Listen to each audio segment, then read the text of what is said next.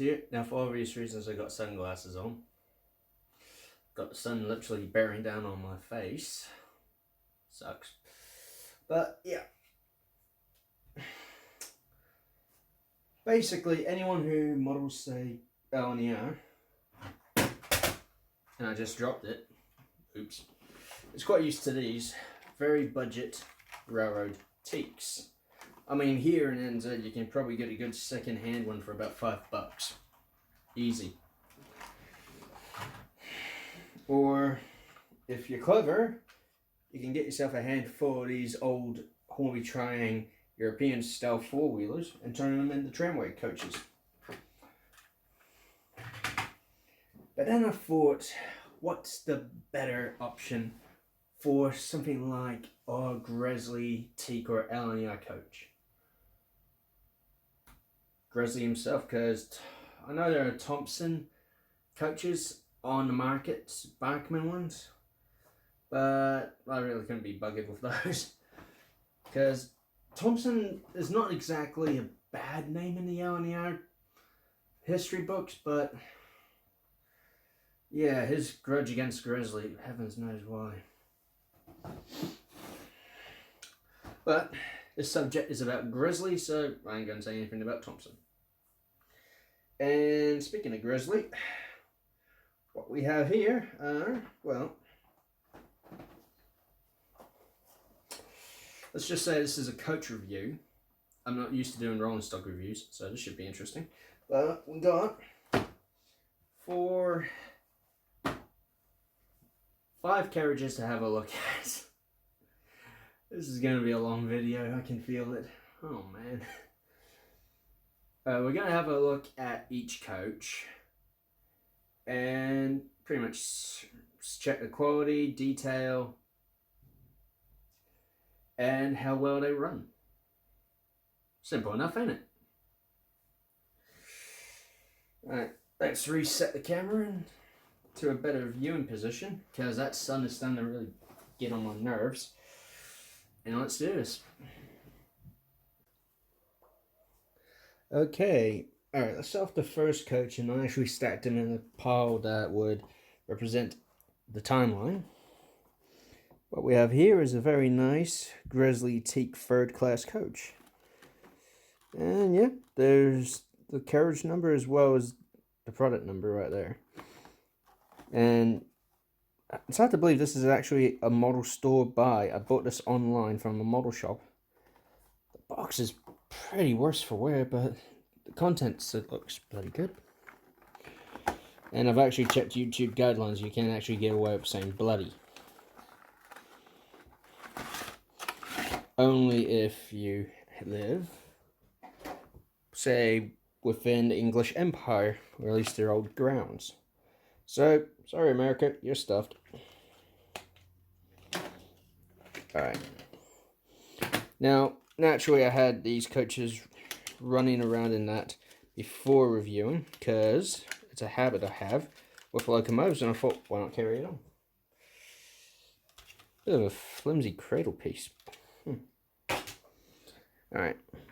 Let's start with roof detail, because that's what we see first. Roof detail looks very nice.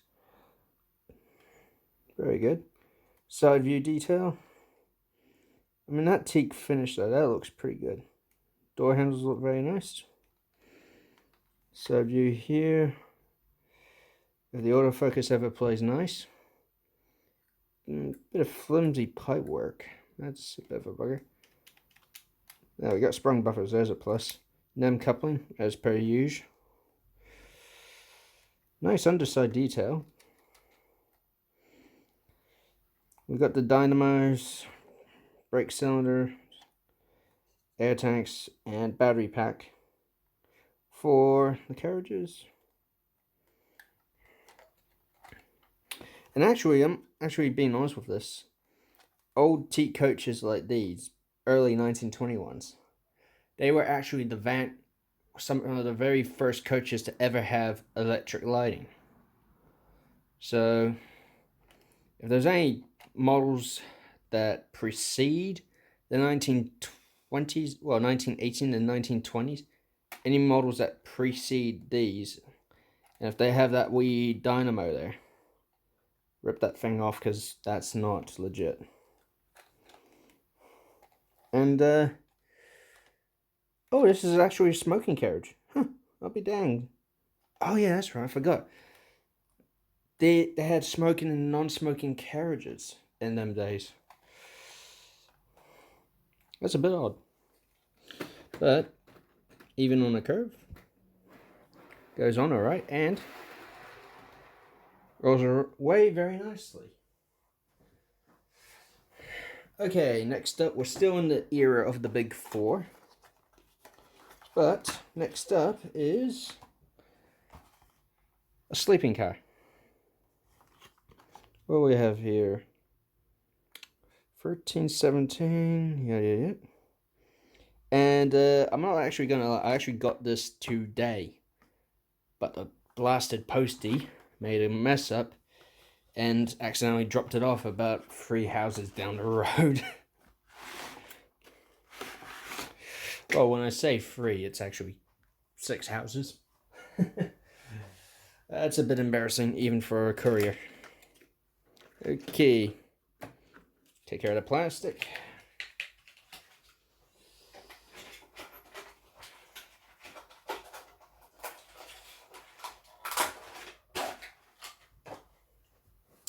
Okay, right. Something was at my feet. It was just the box. Roof detail. Again, looks very good. Now, freaking autofocus.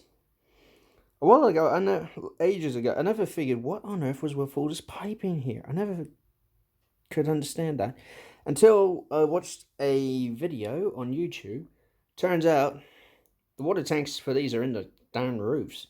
So, piping from the tank down to where it's needed. Comment below if you think I'm wrong there, but let's see. Sprung buffers, pipe work again. Nice underframe detail. Side detail, I mean, door either side. It is a sleeping coach, so you got multiple bedrooms in there, really. Each window is basically a bedroom. So, bed, bed, bed, bed. So, yeah, that's quite cool. That's why that's small. I don't actually know if that's a bed or not, because I actually had to look at my old railroad one. So, yeah. But the lettering in that, the lining, that is beautifully done. That is very beautiful. I do love the look of that. And since it doesn't have those stupid bogey board things, makes railing this on track a lot easier. And it rolls so smooth.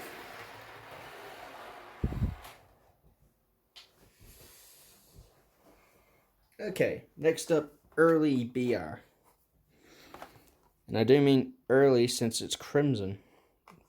What we got here is a first class Suburban. I'll be damned. Okay.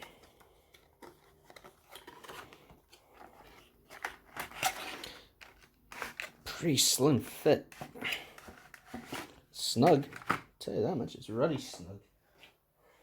So, open that up, grab the coach, and chuck this aside. Okay, first off, roof detail. Well, I don't know much about Suburban coaches, but this looks pretty good. Let's see, nice pipe work in that. Sprung buffers. Slightly sprung. Blimey, not much spring in those. Bogey detail is quite nice. The step boards. And that. Dynamo, brake cylinders, batteries. So this has lighting too. It is a very nice coach. And, oh, I just actually had to have a look at this off camera. Those little triangles, that means non-smoke.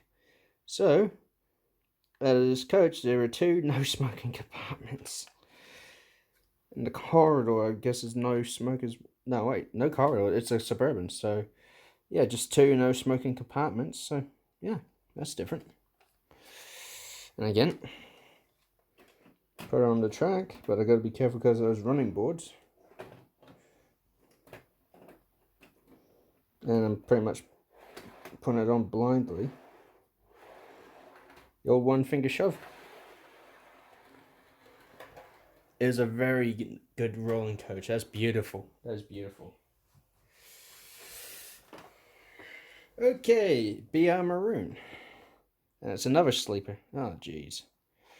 Oh, I guess we can see a nice comparison of how the two look. If I can get the box open without ripping it.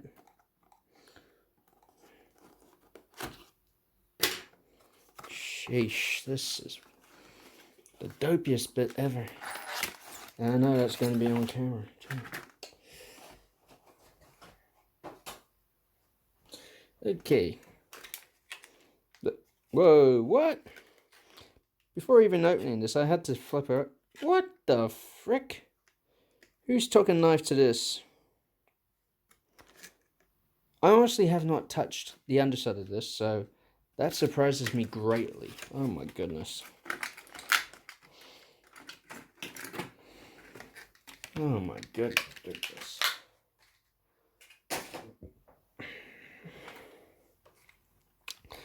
The only difference I can tell from this and the LNER one is the lettering and the lining, as well as the, well, livery, naturally.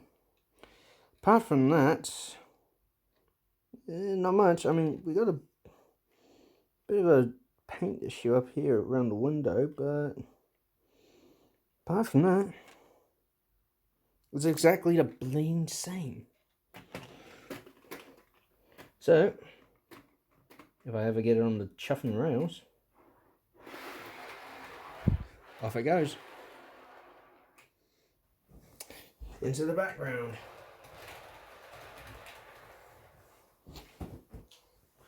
Leaving the last one, which ironically, and I am not joking around when I say this, is a Gresley coach that made it all the way into the 1970s working on the network. So still technically we're in BR days. Running around with Mark 1s, Mark 2s. And it is a buffet coach. Now we take that off. And I'm not joking, this is not a repainted coach or anything like that. This is actually a legit coach. It's not classed as a Gresley though, instead it's classed as BR Buffet Coach E9131E. But that is just the styling of it. You can instantly tell that is a former Gresley teak. That is, wow. So I think those are for the kitchen area. Yeah, I think so. I never actually had a buffet car before, so this is different. Sprung buffer is good.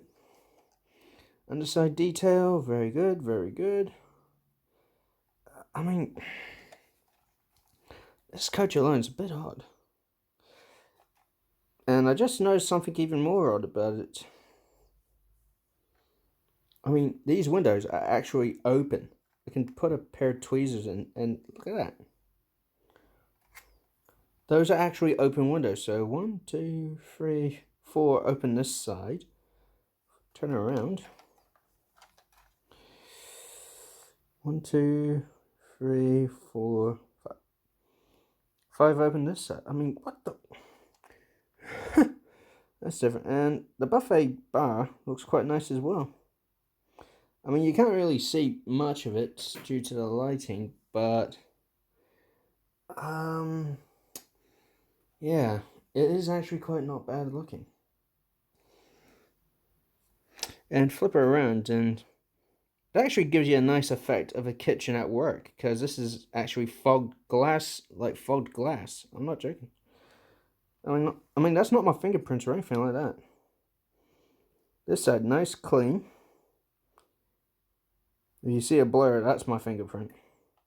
This is actually like glazed. It's like actual steamed up glass. I like that. I really do. It's an oddity because until I actually saw and bought this coach, I never knew that any Gresley coach that was still around worked in BR color, BR corporate blue. It's fascinating, very fascinating indeed. Now, just to point something out about the Suburban coaches, I just rolled one I had out earlier back, is that these Hornby style close couplers, well, on my layout, which actually has quite tight curves compared to the model club I go to, they're useless if you want a decent gap. What I have here is a KD number 18. Another one with a KD 18. Look at that, a nice gap right there. There's a very nice gap right, and it actually rides very perfectly around the layout. So, yeah.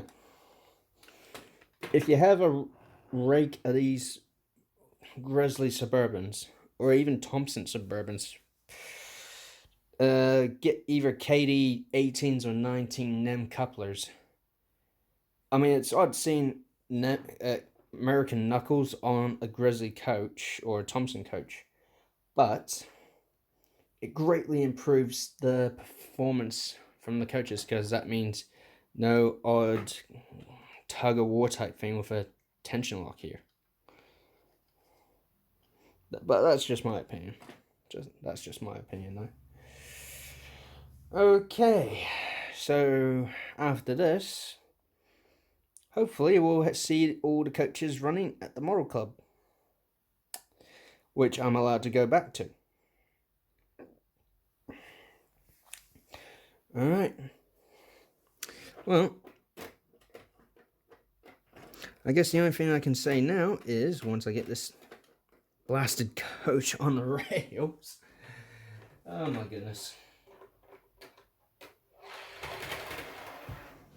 it's simply, can't couple these on corners with crap. There we go. Okay, what I was going to say was, let's get rolling.